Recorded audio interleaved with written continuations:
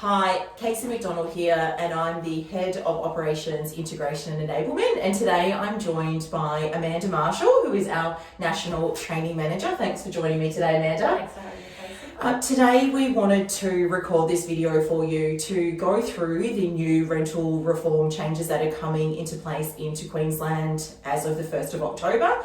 I'm sure you're certainly well aware and have read lots in the media about what is coming. Legislation, as we all know, can be super complex, often hard to understand. So we really want to break down the 5 key elements for you today, and hopefully it will allow you to gain a better understanding of what the new rental reforms will mean for you as a property owner in Queensland. So the 5 key areas that we will touch on are ending tenancies, pets, repairs, minimum housing standards, and the other changes that relate to entry condition reports as well.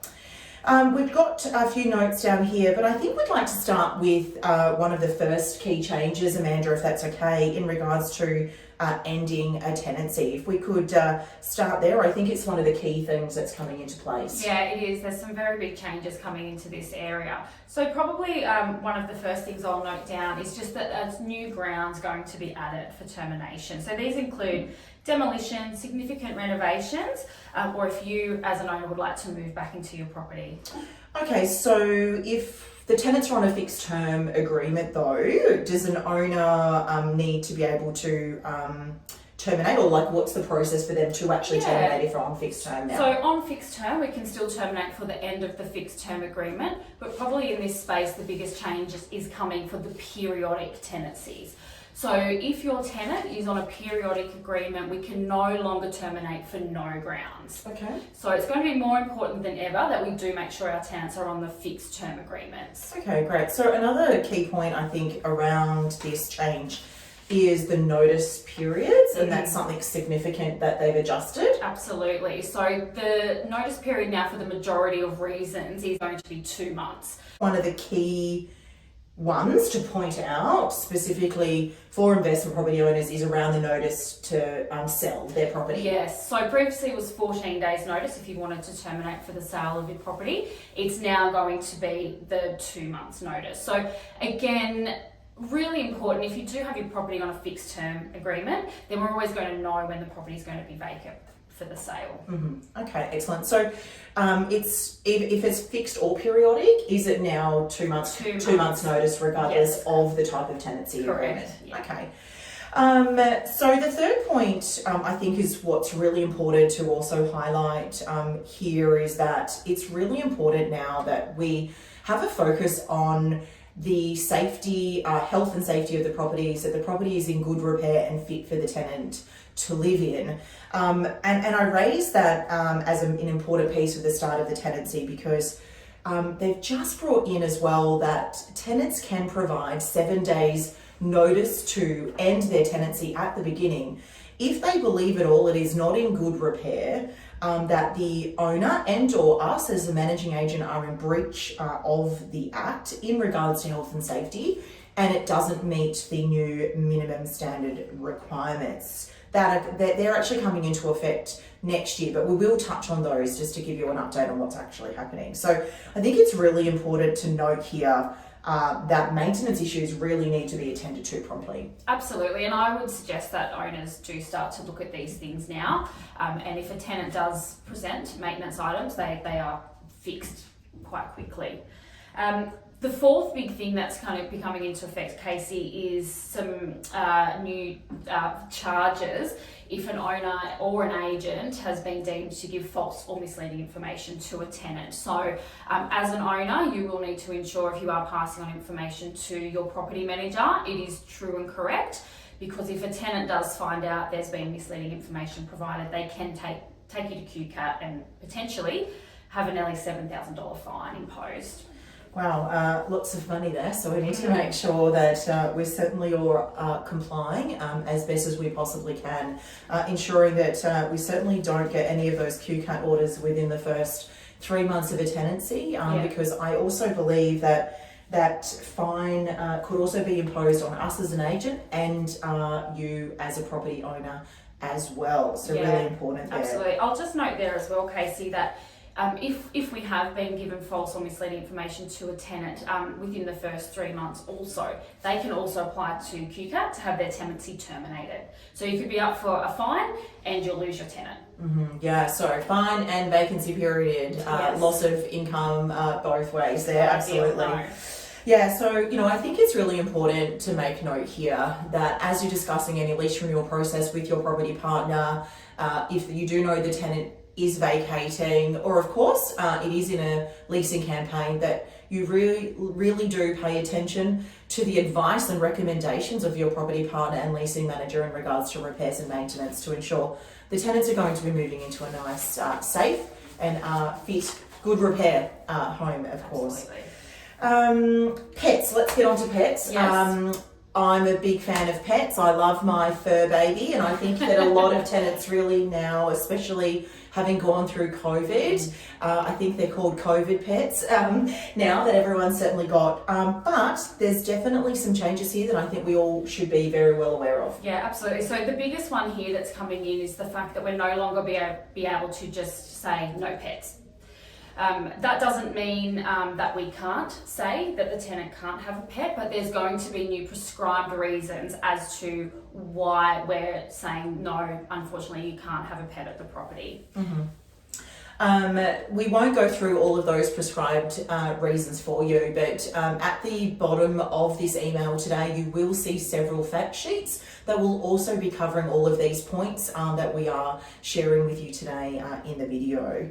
But I guess on that, I just would like to ask you a question just so that we can give some clarity to our property owners. If I had a 2-bedroom unit and the tenant applied and they've got a blue-heeler dog, so you just sort of said, I really can't kind of say no, but in that circumstance, what's my position? Yeah, so obviously I think we all know blue-heelers need a lot of space to run around, and if they're going to be locked up in a small apartment, that pet's going to potentially cause significant damage, which would be far beyond what the bond is being held.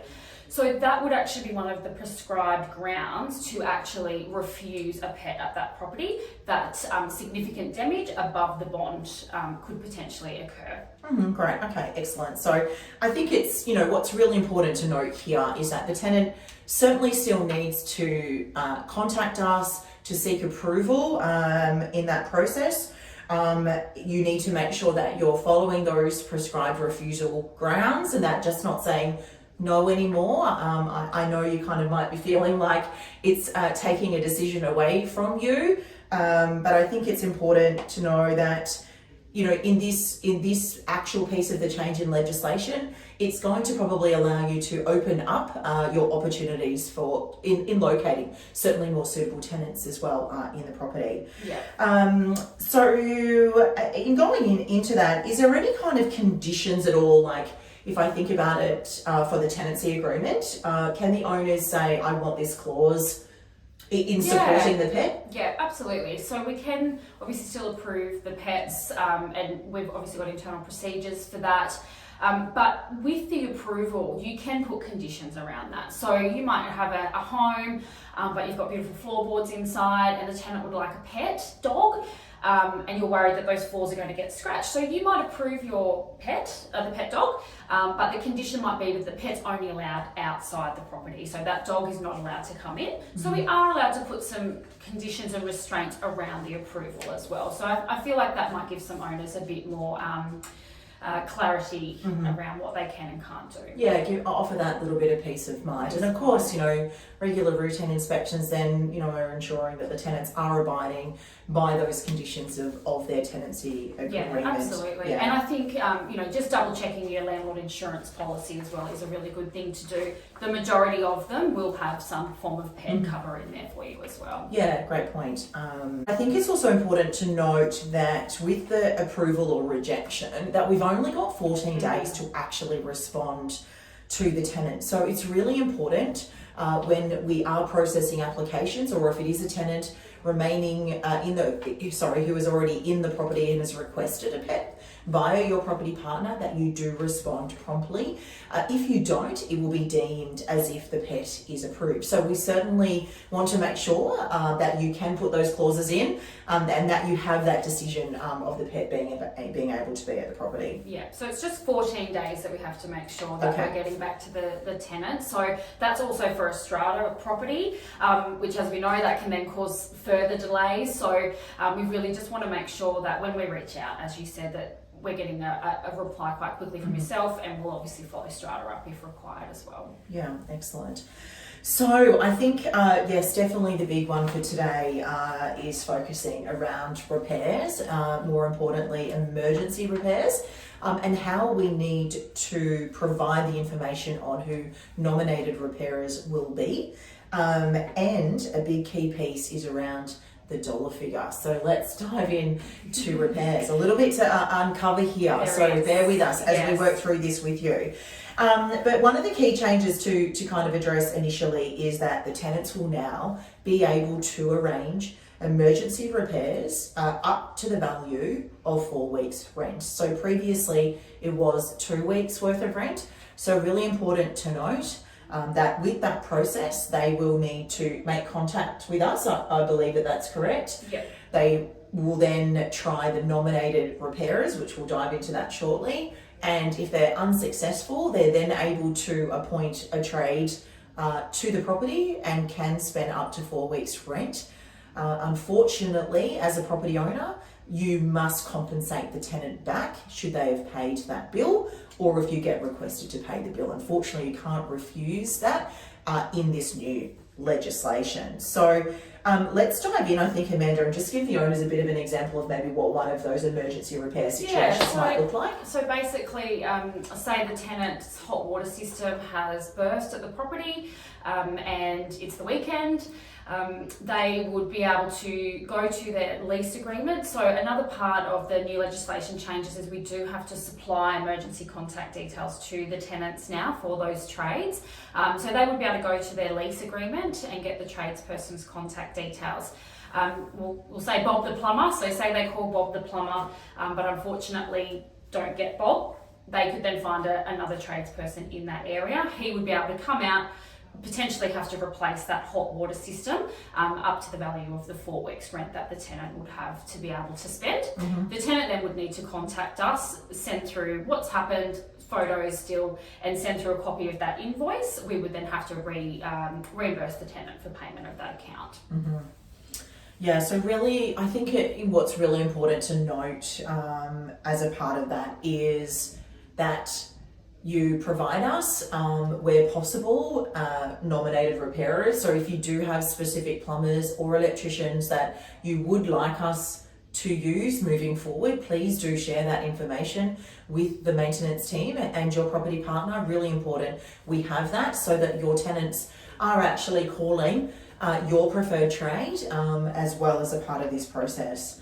Yep. There's also a piece here on a repair order. Could we dive into what that actually means? Yeah, absolutely. So the new repair orders that are going to be coming into play are an order that QCAT can place on a property to get a specific piece of repair done.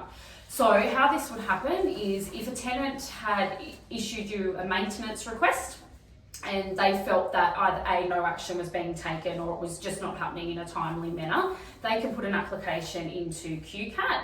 That would then go to QCAT for the member to make an order. So the order would have things around exactly what the repair is that needs to get done, a time frame in which it would also need to be done. And they could also potentially put an order in there for compensation to a tenant as well. So if the tenant has lost an amenity at their property, you may be liable to compensate them for that loss as well. So again, as we were saying before, really important to make sure that maintenance is being done in a timely manner. But more importantly, I think when we're leasing out the properties, let's try and make sure everything's done before a tenant moves in, and then we'll just have emergencies, I guess, pop up through the tenants. Yeah, absolutely. And I guess just to give a very brief example, you could have a leak in your bathroom. It's got an adjoining bedroom, and that would be classified as an emergency repair as well, because it is a leak, and then there would be potentially mold that might come from that leak through the walls. So the tenants or yourself as an owner would be required to professionally clean the carpets. That could sometimes even mean stripping them up.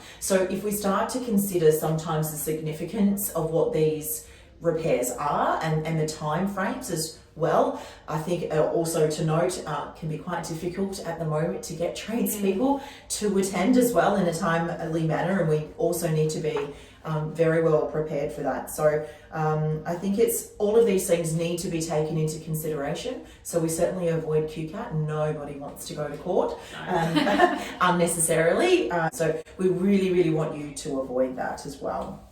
Absolutely. So the next thing we might just touch on, and we briefly touched on it before, is the new minimum housing standards that are coming into effect. So not coming into effect until September next year for a new property that's coming to the market, and then I believe the year after for all existing tenancies. So I believe we've got some additional information below if you'd like to have a look into what those minimum standards are going to be. But as we mentioned before, we would really highly recommend that you start to take these things into consideration now and getting your property to this standard so that we know you're going to be right when the time comes. Yeah, I think as soon as we certainly do have more information, there is some attached to the bottom of this email, as Amanda mentioned, but as more comes to light and information is provided to us from the REIQ, we will certainly share that as it comes presented to us as well.